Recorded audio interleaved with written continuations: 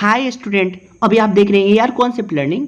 और आज की इस वीडियो में हम अधिगम की परिभाषा बहुत ही आसान ट्रिक के साथ याद करने वाले हैं। 3 से 4 मिनट में आपको बहुत सारे मनोवैज्ञानिक के द्वारा जो अधिगम की परिभाषा दी गई है वो याद हो जाएगा। तो उसके लिए करना क्या, आपको सबसे पहले एक कहानी याद रखनी है। कहानी ये है कि मेरे घर के सामने एक गेट है। किसी के घर के सामने भी एक गेट होता है। गेट के सामने क्या है, एक बागीचा है यानी गार्डन है। गार्डन में एक सूखा पेड़ है। सूखा पेड़ का मतलब वुड, मतलब लकड़ी। सूखे पेड़ पर कौवा बैठा हुआ है। कौवे के गले में फोड़ा है। कौवे को स्किन के डॉक्टर के पास ले जाया गया। डॉक्टर ने कहा कि इसे हिलाओ। कौवे को हिलाया गया और वह ठीक हो गया और अभी वह पक्षियों का राजा बन गया। बस इतनी सी कहानी है। इस कहानी से आप बहुत सारे मनोवैज्ञानिक का नाम याद रख सकते हैं और अधिगम की परिभाषा याद रख सकते हैं। तो मेरे घर के सामने एक गेट है, तो गेट से आपको गेट्स का नाम याद रखना है। गेट के सामने क्या है, गार्डन है। गार्डन से आप गार्डनर का नाम याद रखिएगा। गार्डन में एक सूखा पेड़ है, मतलब वुड है, तो वुड से आपको वुडवर्थ याद रखना है। सूखे पेड़ पर कौवा बैठा है, तो कौवा से आप क्रो एंड क्रो याद रखिएगा। कौवे के गले में फोड़ा हो गया था, तो गले में फोड़ा से आपको गिलफॉर्ड का नाम याद रखना है। कौवे को स्किन के डॉक्टर के पास ले गया गया, तो स्किन के डॉक्टर से आपको स्किनर का नाम याद रखना है। डॉक्टर ने कहा कि इसे हिलाओ, तो हिलाने से आप हील गार्ड का नाम याद रखेंगे।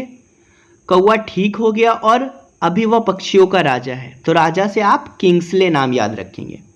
तो ये देखिए, कहानी के पात्र हैं गेट, मतलब हमारे घर के सामने एक गेट है, तो गेट से किसका नाम याद रखना है, गेट्स। फिर दूसरा है गार्डन, यानी गेट के सामने गार्डन है, तो गार्डन से आपको गार्डनर का नाम याद रखना है। गार्डन के सामने क्या है, एक सूखा पेड़ है, सूखा पेड़ से वुडवर्थ याद रखना है। फिर पेड़ पर कौवा बैठा हुआ है, तो कौवा से क्रो एंड क्रो याद रखना है। कौवे के गले में फोड़ा हो गया है, गले में फोड़ा से गिलफॉर्ड याद रखना है।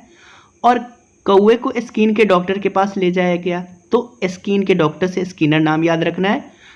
डॉक्टर ने कहा कि कौवे को हिलाओ, कौवे को हिलाया गया, हिलाने से आपको हिलगार्ड का नाम याद रखना है। और कौवा ठीक हो गया और अभी वह पक्षियों का राजा है, तो राजा से आपको किंग्सले याद रखना है। अब चलिए, इससे आप डिफिनेशन, परिभाषा कैसे याद रखेंगे।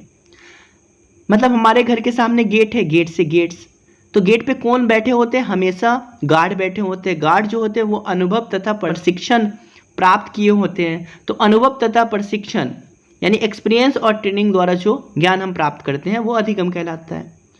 गेट के सामने गार्डन है, तो गार्डन से आपको एनवायरनमेंट याद रखना है, क्योंकि गार्डन का एनवायरनमेंट हमेशा अच्छा होता है।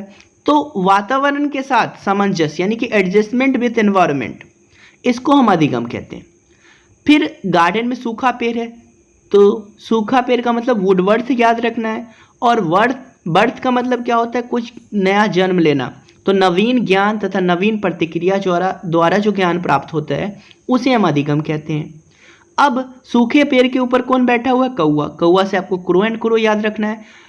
क्रो एंड क्रो मतलब कौवे की आदत होती है कि वो हमेशा क्या करता है, काँव काँव करते रहता है। तो कौवे की आदत, तो आदत से हमें ये ज्ञान होना चाहिए और हमारे अभिवृत्ति में परिवर्तन आना चाहिए कि हमें काँव काँव नहीं करना चाहिए। तो आदत, ज्ञान और अभिवृत्ति यानी हैबिट्स, नॉलेज एंड एटीट्यूड में परिवर्तन को हम अधिगम कहते हैं। फिर कौवे के गले में फोड़ा था, फोड़ा से आपको गिलफॉर्ड याद रखना है।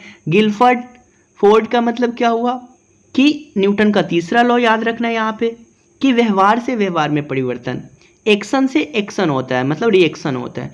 तो यहाँ पे गिलफोर्ड, या आप किसी को मारोगे तो वो भी आपको मारेगा, फोड़ेगा। तो व्यवहार से व्यवहार में जो परिवर्तन आता है उसे हम अधिगम कहते हैं। फिर स्किन के डॉक्टर मतलब स्किनर, तो स्किन का डॉक्टर, डॉक्टर जो भी होगा वो आंसर करेगा कि क्या प्रॉब्लम है, तो उन्होंने उत्तर दिया, तो उत्तर से आपको याद रखना उत्तरोत्तर ज्ञान में परिवर्तन। तो स्किनर की डिफिनेशन है उत्तरोत्तर ज्ञान में परिवर्तन ही क्या है, अधिगम है।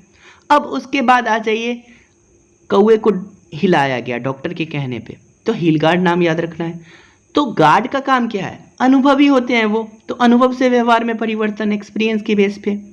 और अभी जो है वो कौवा जो पक्षियों का राजा है, तो उसे किंग्सले याद रखना है। और राजा हमेशा राजा बनता है जब वो, तो उसे ना तो अभ्यास करना होता है ना ही परीक्षण करना होता है, क्योंकि अगर उनके पिताजी राजा होते हैं तो उनका बेटा राजा बनता है, तो उन्हें कोई अभ्यास की ज़रूरत नहीं होती, कोई परीक्षण की ज़रूरत नहीं होती। इससे याद रखना आपको कि अभ्यास और परीक्षण द्वारा प्राप्त ज्ञान को हम अधिगम कहते हैं। तो इस तरह से आप एक साथ पूरा याद रख सकते हैं।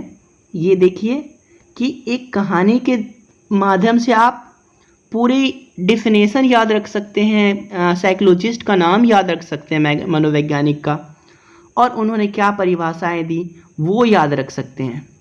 तो इस तरह से जो है आप आराम से अधिगम की परिभाषा को याद कर सकते हैं।